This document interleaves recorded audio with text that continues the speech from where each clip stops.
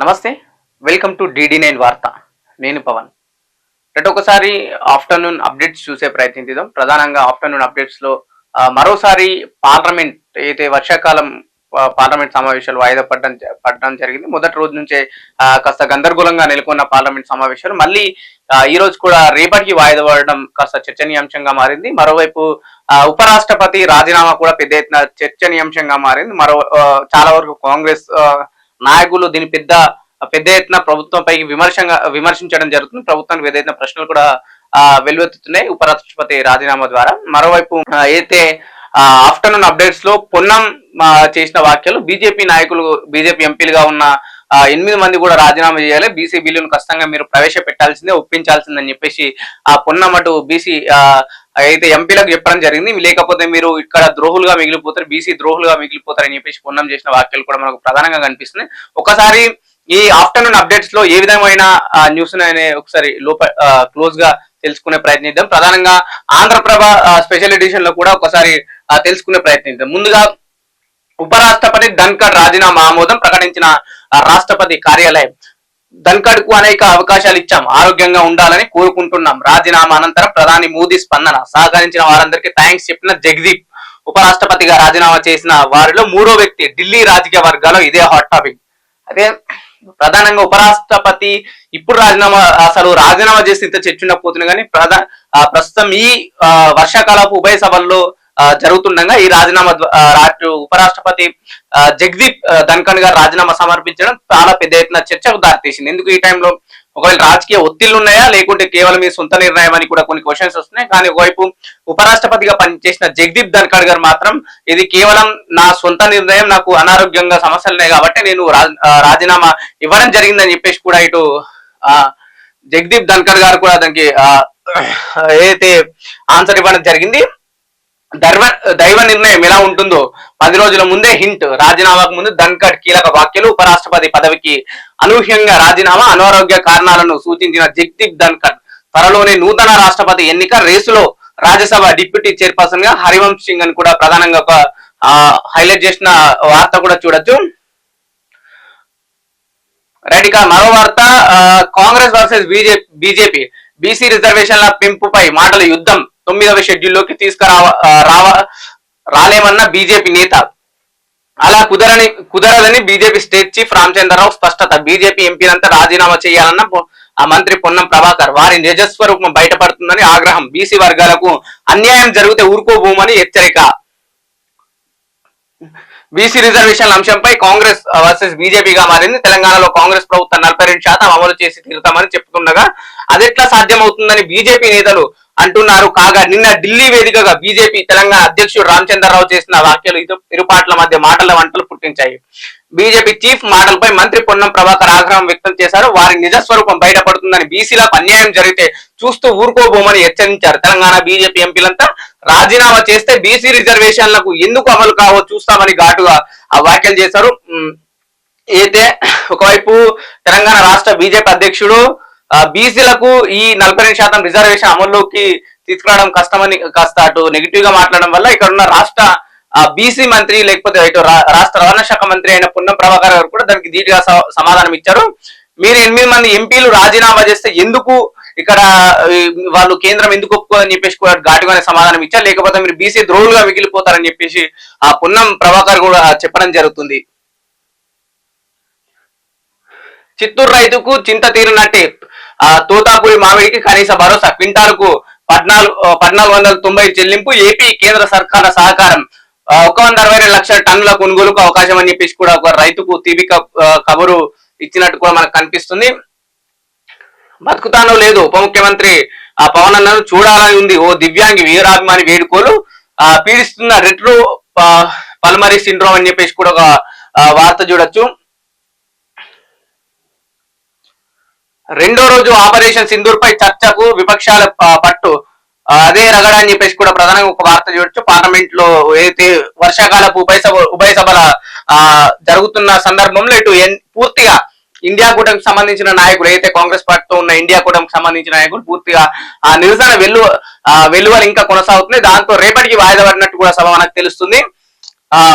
ప్రధానంగా ఆపరేషన్ సింధూర్ పై చర్చకు విపక్షాల పట్టు అని చెప్పేసి కూడా, అంటే ఆపరేషన్ సింధూర్ విషయంలో ఆ ప్రభుత్వంపైకి ప్రస్తుతం ఉన్న ప్రతిపక్షాలు ఎన్డీఏ కూటమి నాయకులు అటు ప్రశ్నల వర్షం వినిపిస్తున్నా కాస్త గందరగోళం నెలకొంది.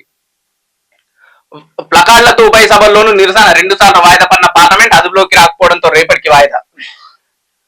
ముమ్మాడికి కేంద్ర నిర్లక్ష్యం, ఆపరేషన్ సింధుపై ఎన్నో అనుమానాలు, పార్లమెంట్ లో చర్చ పెట్టి ప్రజలకు వివరించాలి. సిపిఐ జాతీయ నాయకుడు నారాయణ నిపేష్ కూడా ప్రధానంగా ఒక వార్త చూడొచ్చు. లోక్సభ రాజ్యసభలో అదే రగడ నెలకొంది. మంగళవారం సమావేశాలు ప్రారంభమైన కొన్ని నిమిషాల వ్యవధిలో ఉభయ సభలు వాయిదా పడ్డాయి. తొలుత మధ్యాహ్నం 12 గంటలకు వాయిదా పడగా ఆ తర్వాత విపక్షాల నిరసనలు కొనసాగడంతో మళ్లీ 2 గంటలకు సభలు వాయిదా వేశారు. స్పీకర్ ఓం బిర్లాతో వాయిదా తీర్మానాలు చర్చించాలని సభ్యులు పట్టుబట్టారు. అటు రాజ్యసభలోను సేమ్ సీన్ నెలకొంది. దీంతో ఉభయ సభలను రేపటికి వాయిదా వేశారని చెప్పేసి కూడా అయితే పార్లమెంట్ సమావేశాల గురించి మనకు లైవ్ అప్డేట్స్ తెలుస్తున్నాయి. రికార్డుల మహాలక్ష్మి, ఆర్టీసీ డిపోల్లో రేపటి నుంచి సంబరాలు. ఇప్పటి వరకు 200 కోట్లు మంది ఉచిత ప్రయాణం, వాటి విలువ 6,700 కోట్లు. ప్రతి మహిళకు ఉచిత ప్రయాణంతో నెలకు 4-5 వేలు ఆదా. మంత్రి పొన్నం ప్రభాకర్ అంటూ కూడా ఒక వాక్యాలు చూడొచ్చు. ఎందుకంటే తెలంగాణలో కాంగ్రెస్ పార్టీ అధికారంలోకి వచ్చిన తర్వాత మహిళలకు ఉచిత బస్ ప్రయాణం వల్ల చాలా మంది మహిళలు దీని ద్వారా లాభపడ్డారని చెప్పేసి కూడా ప్రభుత్వం చెప్తుంది. అలాగే ఆర్టీసీ కూడా లాభాల్లో ఉందని చెప్పేసి కూడా ఆర్టీసీ అయితే రాష్ట్ర రవాణా శాఖ మంత్రి గారు కూడా ఒక స్టేట్మెంట్ ఇవ్వడం జరిగింది.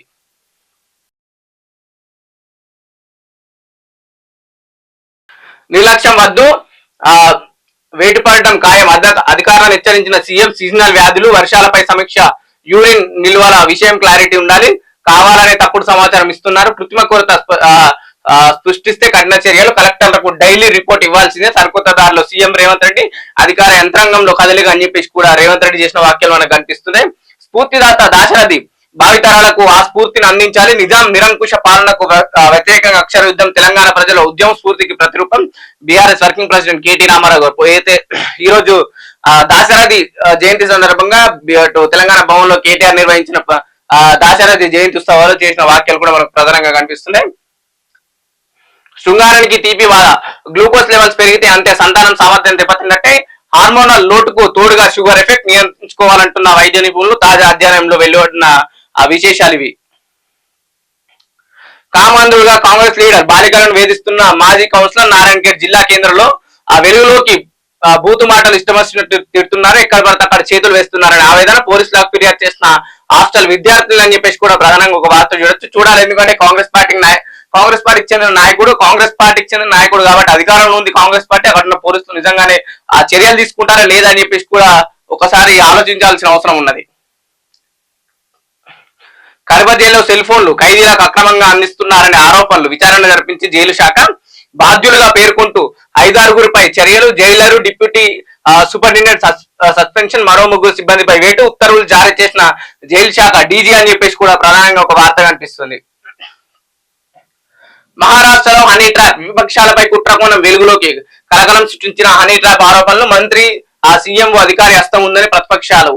బీజేపీ కార్యకర్త పవర్ఫుల్ లోదా సూత్రధారి అనే వాదన. పలువురు వలకు చిక్కిన 72 మంది కాంగ్రెస్ నేతలు, ఉన్నతాధికారులు. మహారాష్ట్ర రాజకీయాలు హనీ ట్రాప్ కుట్రకోణం వెలుగులోకి వచ్చింది. అధికార బీజేపీకి చెందిన సీనియర్ మంత్రి గిరీష్ మహాజన్, ముఖ్యమంత్రి కార్యాలయం సీఎంఓ అధికారి రామేశ్వర్ నాయక్ ఈ కుట్రలో భాగమని ప్రతిపక్ష నేతలు ఆరోపించారు. ఈ వ్యవహారం రాష్ట్రంలో రాజకీయ వేడిని రాజేసింది.